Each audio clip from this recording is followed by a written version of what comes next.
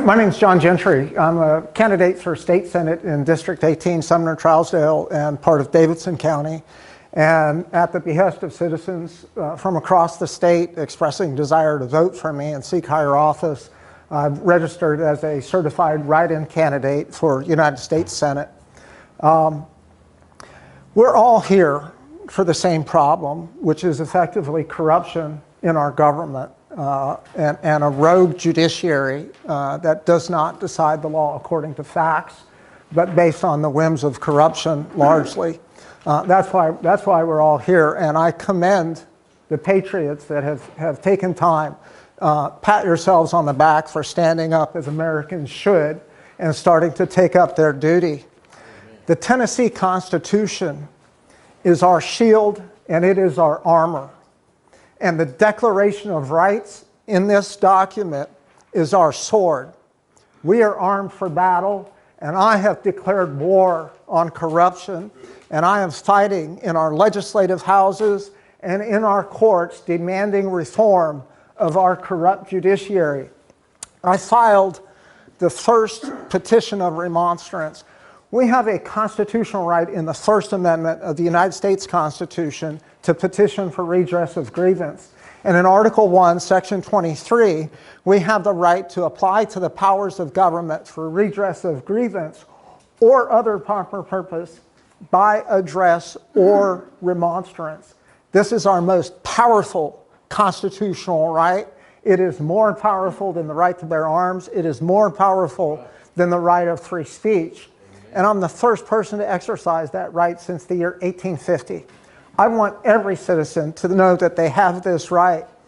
When my remonstrance was announced on the House floor, I presented it to a member of the House, and this is the process. You go to a member of the House of Representatives and you say, I'm asserting my First Amendment and my Section 23 right to petition.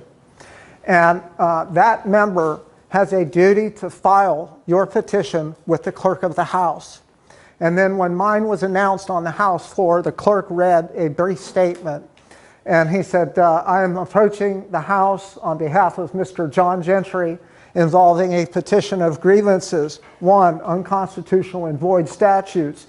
2, failure to redress grievances. 3, judicial reform. And 4, reinstitution of constitutionally protected rights. Nothing like that has happened in the history of this nation where a citizen has demanded reform of his government that is acting in violation of the Constitution. It was powerful. And you could hear a pin drop on the floor of the House for 10 seconds. And they're like, what was that? What just happened? And I'll tell you what happened is the voice and the power of the people woke up, having not been exercised for 170 years in this state and across this country. And I'm working hard to restore that right so that when things like we've talked about in here happen to citizens, that they can go to their representative who is supposed to look out for them and represent them in our legislative houses and to redress their grievance, to make those issues of those corrupt judges void. So we all know about this problem. Every agency, anybody that we go to, FBI, media, any other law enforcement, TBI, we go to our legislators, we go through the agencies like the Tennessee Board of Judicial Conduct. Nobody will do anything about a corrupt judge. None of them will. They are protected throughout the entire system. So the only answer is the people are going to have to take up this duty. If we look at the Tennessee Constitution, Article 1, Section 1 says that power is inherent in the people. So we're going to assert that power. If we look at Section 17, it says that all courts shall be open, and every man for an injury done in him, his lands or his person, shall have remedy by due course of law.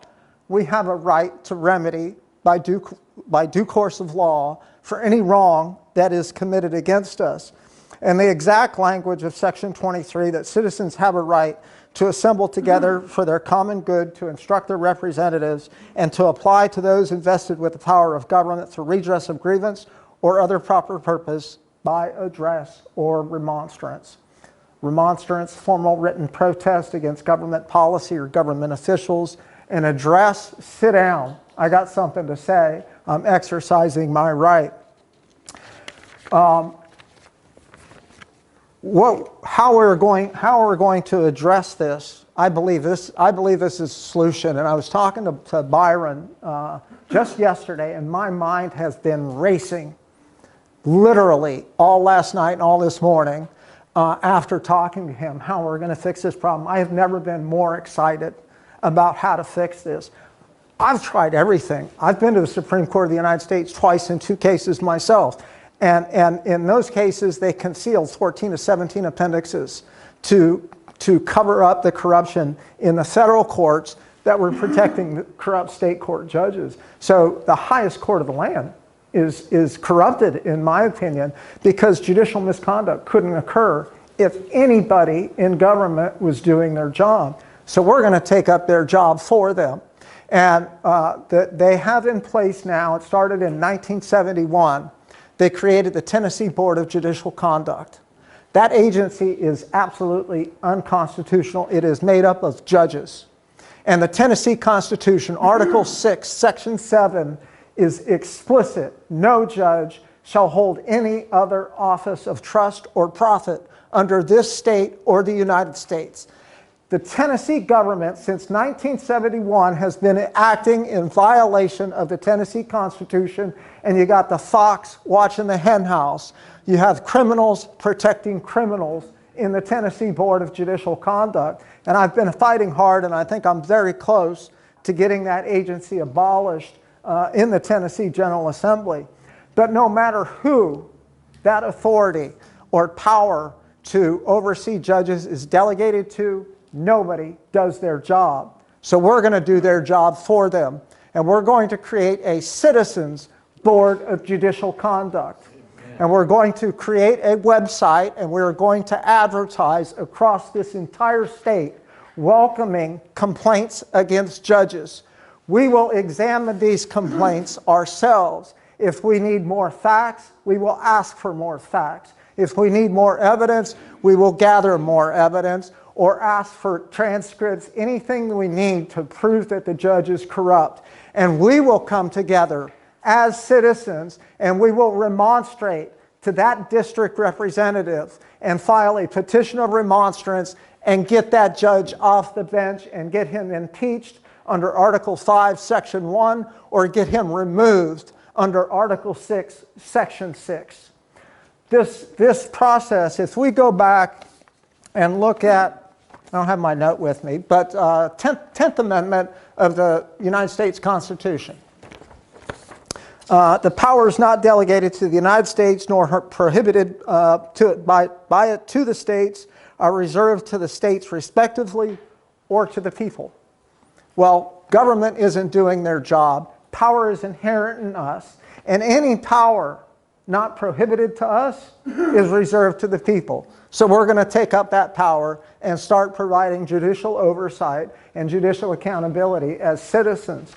I don't think there is anything, and I'm as good as any attorney out there, rules of procedure, the process, I'm as good as any attorney, and let them come after us for trying to set up an agency like this. I believe that we can defend it quite easily under the Tennessee Constitution, as well as the United States Constitution under the 9th Amendment and 10th Amendment.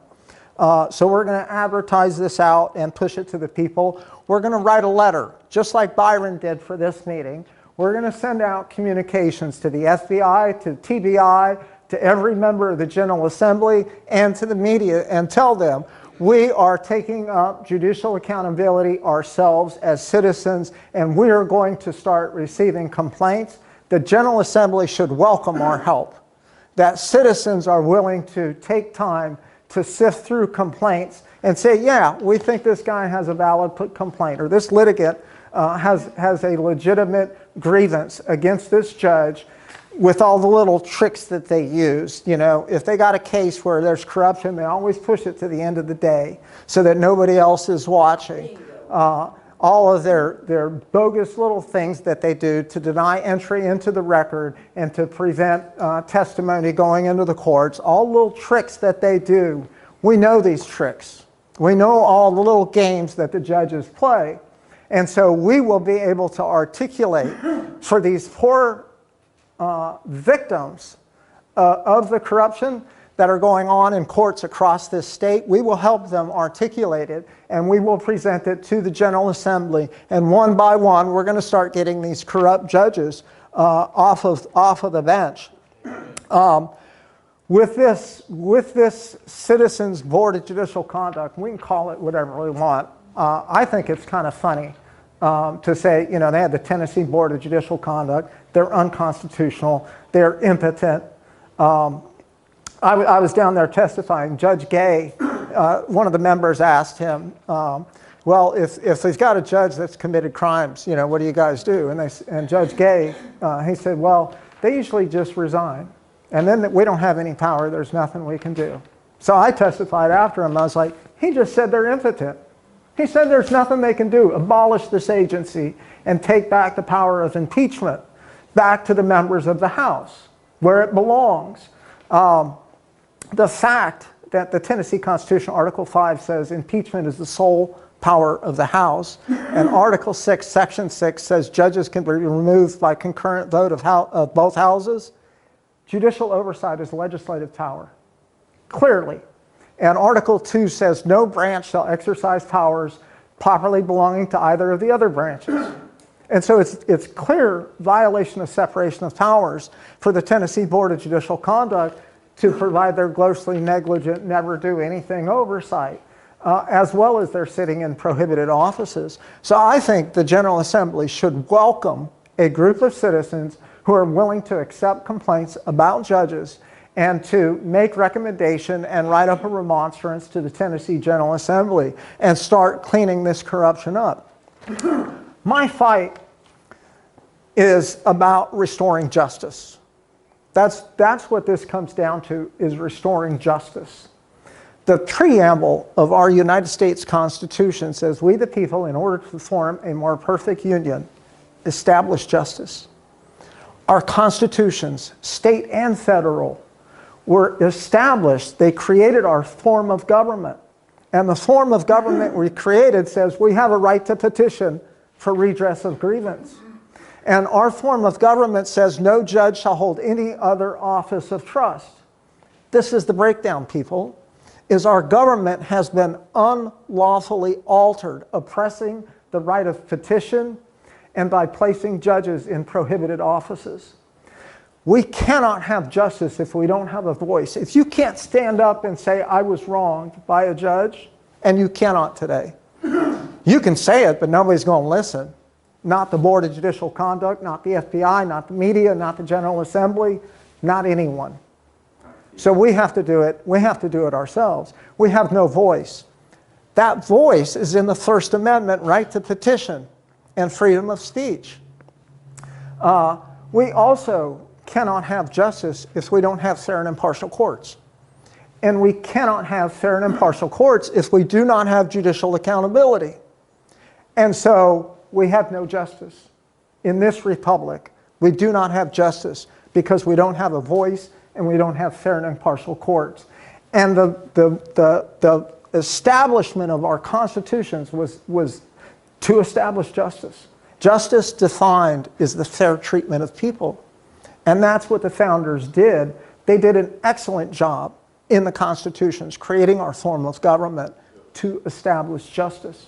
And that's the breakdown, is government is not adhering to the Constitution. They've got, just as an aside, in the PDF version of the Tennessee Constitution on the General Assembly and Secretary of State website, the last phrase of Article 1, Section 23, their false version says, by address of remonstrance. And they've admitted that it's a typographical error. They refuse to correct it. It actually says, and I have viewed the original 1834 and 1870 Tennessee Constitutions with my own eyes in the Tennessee archives. It says by address or. We have a choice. We can orally address them. And why do you think the founders put in there that we have a right to address them, because written documents can be ignored. But when you're standing in somebody's face and you're saying, I've been wronged, and today with the cameras in the legislative houses and video on demand in our legislative houses, they can't hide it. And that's why the judiciary does not want judicial oversight in the houses. They want to keep it for themselves in the dark. So the Tennessee Constitution, we didn't call it a Bill of Rights in our Tennessee Constitution. We call it the Declaration of Rights. We declare these are God-given human rights, and they're forever beyond the reach of government. They doubled that up in Article 11, Section 16. It says, the Declaration of Rights hereto prefixed is to be declared a part of the Constitution of the state and shall never be violated on any pretense whatever, and to guard against transgression of the high powers we have delegated, we declare that everything in the Bill of Rights contained is accepted out of the general powers of the government and shall forever remain inviolate. So they said, even if you want to change the Constitution, you are never changing the Declaration of Rights. So when we go back to creating this website, we're going to provide transparency. Statutorily, the Tennessee Board of Judicial Conduct, complaints are confidential. And the complaints are destroyed statutorily, or according to their rules, they're destroyed in a year. And I've gone through the Board of Judicial Conduct rules, actually testified against them in the General Assembly. And they say things like transcripts and other voluminous records need not be kept. That's all the evidence. And they want to just keep it out of the record. The fact, it's the purpose of that agency is to conceal judicial misconduct, to preserve false public trust of our courts. Well, when we create this Citizens Board of Judicial Conduct, we're going to have full transparency. And we will do things to protect the litigants against retaliation.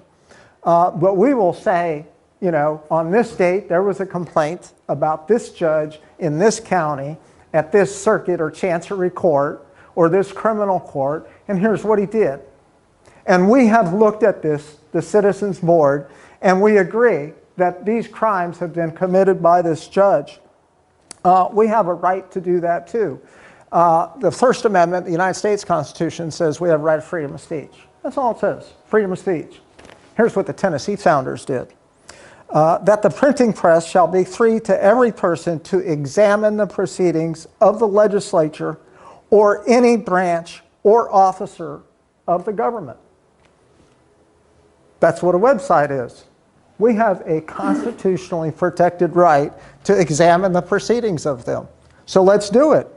The free communication of thoughts and opinions is one of the invaluable rights of man, and every citizen may freely speak and print on any subject, being responsible for the abuse of that liberty. But in prosecutions for the publication of papers investigating the official conduct of officers or men in public capacity, the truth thereof may be given in evidence, and in all indictments for libel, the jury shall have a right to determine the law and the facts under the direction of the court, as in other criminal cases. That's our freedom of speech in the Tennessee Constitution. Thomas Jefferson, 1821, he said the Tennessee Constitution is the least imperfect and the most Republican. And there's one good reason right there, is how good the founders protected our right to speak right freely on any subject and to examine the proceedings of any department. We have a right to do that. So we're going to exercise that right and create a Citizens Board of Judicial Conduct. And we're going to publicize it on a website. We will advertise it and push it out through social media and let the people know across this state, if you have been served injustice by our corrupt courts, come to the Citizens Board of Judicial Conduct, and we will make things right for you and make sure that you have a fair hearing or a fair trial. We will make this searchable by district, by judge, by county. We will maintain a history of it open on the website so people can see which corrupt judges out there are getting the most complaints against it. And we will absolutely publish this out. We will send reports to the General Assembly as well as remonstrating to them saying, we the people agree with this litigant that this judge is corrupt. Or we now have 10 people that say this judge is corrupt and we agree. Get him off the bench. That's what we're going to do. We are going to take back power. We are going to restore justice to our courts, and we're going to restore the right of remonstrance. And Tennessee is going to be ground zero to restore this republic. Because when Tennessee gets this done and restores justice to our courts, every state in this country is going to have to follow us. Every state.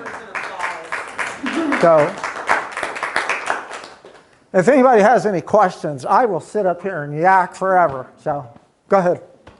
So, with you and I both running for the House, would we be able to be involved in that if it's a citizen's?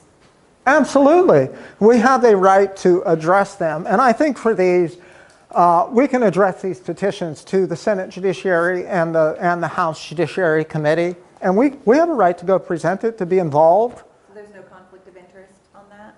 For what? If we are both elected, there would be no conflict of interest of us being elected? That's our job, if we're elected. Okay, good. That's what we're supposed to do. Okay. So, They want to make you think that it is. Yeah. We're going to show them the truth. That was a good question. yeah. Yeah, judges can't hold a second office, but this is a citizens board. Yeah. So maybe we have to dig into that a little bit more if we're the ones that are reviewing the complaints, but it's our job to present it.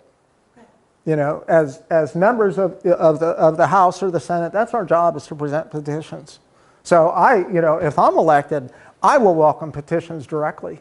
And I'm fighting hard to restore this Propositions and Grievances Committee and a Claims Committee that used to exist back in the 1800s. So, but good question. We'll look at it further, but I don't see any problem with it. Think if Tom Fitton, is that how you pronounce his name? Can take a position with the President of the United States and still run Judicial Watch, I think he can. We know there's a lot of stuff that goes on at that level. Yeah. Any other questions? Well, I think you're underrepresenting the Tennessee Constitution. I'm deaf on this side and can't hear on this side. I think you're underrepresenting the Tennessee Constitution when you fail to read Section 2. Article 1, Section 2 or Section 2? Oh, no, I talk about Section 2. And this is a great point. The doctrine of I know it off the top of my head, the doctrine of non-resistance is absurd. It is absurd of us to not stand up and demand reform of our government. It's absurd for us to do that. It's our duty. We're actually mandated. Say it again? We're mandated to stand up against. Absolutely. It's our civic duty. It's in the Declaration of Independence. Is the duty of every free people. So, great point. Anybody else? I've also been told by Jack Johnson himself that Jim Martin will never be impeached.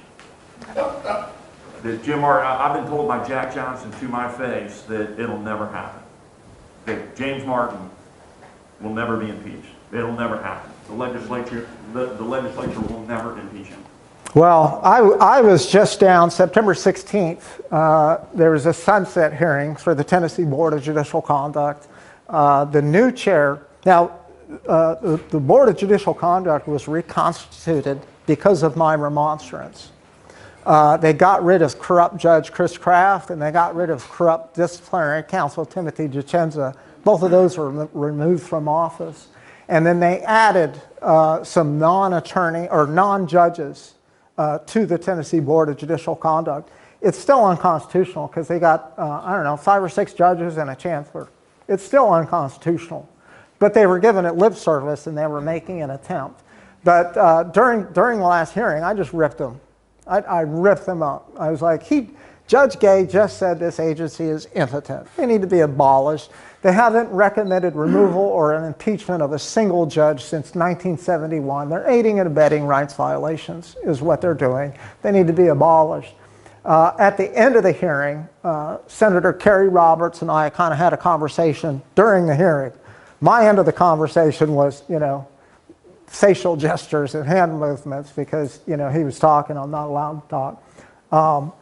But Senator Kerry Roberts says, we don't want to go through a sunset right now because the comptroller is going to have to do a sunset audit. So they're thinking about it, about getting rid of the Board of Judicial Conduct.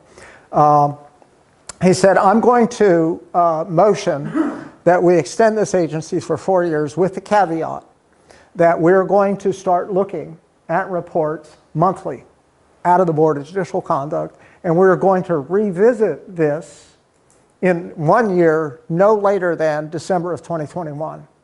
We're gonna have another sunset hearing on December, and if we don't think anything's getting done, he didn't say we're gonna abolish them, but that's what he's saying. And he said that he calls it your crusade. He said your crusade for the House to take back the power of impeachment is a worthy crusade. And he said, you're right, we don't impeach judges. So Senator Kerry Roberts, he's on Senate Judiciary Committee. He's pretty influential in the Senate. Pretty rational guy. He said, they're good 90% of the time, but 10%, they got a nephew. I think it's ridiculous. You commit a crime, you get impeached. I don't care if you're good 90% of the time. If you go out and shoot somebody, you're going to jail. For Roberts to say that was disappointing to me. Like, oh, he's a great judge 90% of the time. But 10% hurts pretty bad. We all know.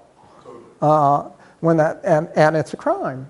When you deny due process, 18 U.S.C. Section 241, any person that conspires to injure and oppress a constitutionally protected right is subject to 10 years in prison and or fine.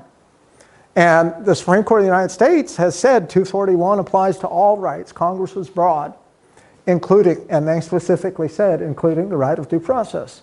So if you've got a biased judge making bad rulings because he's, making deals, that is a federal crime under 18 U.S.C. 241, and the General Assembly needs to start impeaching. Roberts also said, he said, I don't want to impeach a judge just to impeach a judge. I want to do it because they commit a crime. And I had this same conversation you and I are having right now about what is a crime. Denial of due process, bias is a crime. I'll be right back in a minute. So the House is looking back at taking back their power. The first of my testimony in there a couple of weeks ago was, I think some of the members regret an unrestrained, unchecked judiciary. I know some of them already do. I said, but let me assure you that the members that come after you, as the judiciary takes more and more power, they're going to greatly regret an unchecked, unrestrained judiciary without the check of one branch over the other, which is fundamental to our form of government. Checks and balances. But there's no check or balance of power, of judicial power, because the judiciary has usurped legislative power of impeachment. They have usurped legislative power of judicial accountability and judicial oversight. And they've taken that power for themselves, holding prohibited offices and in violation of the separation of powers doctrine. So that's the breakdown, is we've got to restore. And they're hearing me in the House. Representative Calfee, he said, so let me get this right. This is what's supposed to happen. Somebody has a complaint against a judge, they give it to me, and I file it, and I'm like, yeah, that's the process. It's in the House Journal, 1831. I've gone through and looked at them, down at the Tennessee Archives. I was there that day when you were there a couple of weeks ago. What's that? I was with you. I was in the room a couple of weeks ago when you were there. Oh, on the 16th, were you there? I heard Poppy do that. Yeah. He's telling the truth. Yeah, he's a good guy. I've talked to him, before in his office, and He is. I told him, one of the reforms I want is I want drug tests for judges. Who's it talking about? Casey Moreland. Yeah, so Casey Moreland, while he was in FBI custody, he testified about going down to Costa Rica, buying prostitutes and smoking marijuana. And then we got Baumgartner, horrible case in Knoxville a few years back. Young man, young woman, beautiful couple, abducted, tortured, sodomized, cut the breasts off the woman, wrapped them in a carpet, burned them. And they did not die of their injuries. They died of asphyxiation when they finally put plastic bags over their head. Tortured them for days. And Judge Baumgartner was on drugs. And they had to retry that. The family had to go through that again because Baumgartner was on drugs during the trial. And so I want drug tests for judges. And Coffey was like, he's like, that's a great idea. Yeah. It goes all the way to the Chief Justice. That's a fraudulent order from the Chief Justice that was never file stamped. And when I went down to the AOC to complain about it, they give me this. Oh, they've got. Right out from the AOC. They've got. The courts are a joke. Yeah. So it's like you talk about the Sixth Circuit. It's an order that was supposedly entered for a designation judge. Designation orders is another way that they skirt when they. So it's a fraudulent order that was never entered in the courts. It made its way into paperwork 6 months later. I tried to go through the Elaine Beeler, the clerk of court, and she gives me, she would not tell me when it officially came. She wouldn't give me the email it was attached to. I went down to the AOC and they told me don't ever come back. Oh yeah, the courts, we're not here. The courts are, the reason we're here is we all know the courts are corrupt. And what I try to stay away from when I talk about corruption is individual cases, with a few examples. But what I talk about is the unconstitutionality of the conduct of government with judges holding prohibited offices. That makes sense to people. It's plain as day in the Constitution. And the Board of Judicial Conduct is a violation of the state constitution, plain as day. And so, when are we going to get enough people, to stand up? And that's what my work is about, is to start to cause outrage in the people. Like, do y'all not care? Like, are we as stupid as we want to be that we have a government acting in violation of the Constitution? Yeah. Well, I'm also a researcher. So when I'm going before a judge or I see a judge's name on a document, I conduct research. And the judges are all connected from law school. They tell each other, they still communicate from the Supreme Court all the way down. I found out the Supreme Court person that handles Kentucky and Tennessee, when you file a Supreme Court case, you think it's going before the 9 judges. It does not. It goes to one individual judge. That judge takes it to the other. It's already a done deal. So no judge, the number of judges that you think are sitting around the table deciding your decision, that's not happening. It's always one individual person. All the way from the Supreme Court to the appeals court to the federal court and to the local court right here in Tennessee, there's a connection. There's connections. And I call them out on their connections. I'll say, okay, you attended so-and-so university with so-and-so, and that was your mentor and so-and-so. I pretty much put it in my document. The answers is restoring judicial accountability, getting juries back in civil cases. And citizens don't know. One of the reforms I want is I want every litigant, plaintiff, defendant, civil and criminal cases, to get handed a piece of paper that says you have a right to due process. And due process, the Supreme Court has said, it includes a right to be heard, a right to confront adverse witness testimony face to face, a right to present argument, a right to present evidence orally, a right to a fair and impartial court. And in Tennessee, we have a constitutional right to trial by jury in civil and criminal cases, and it's in Rule 38 and Rule 39 of the civil rules of civil procedure, that if you have a complaint, civil or criminal, or in a civil case, that you can respond with a responsive pleading and do a jury demand on it. Or you can come in under Rule 39 and say, well, I want specific facts determined by a jury. But we never know that, because we're never told that we have a right to a trial by jury, or that we can designate specific facts to be determined by a jury. And it's also in cases of equity in our chancery courts that we have a right to a trial by jury. And this costs the state nothing. You know, you get served summons, so why not just give you a piece of paper?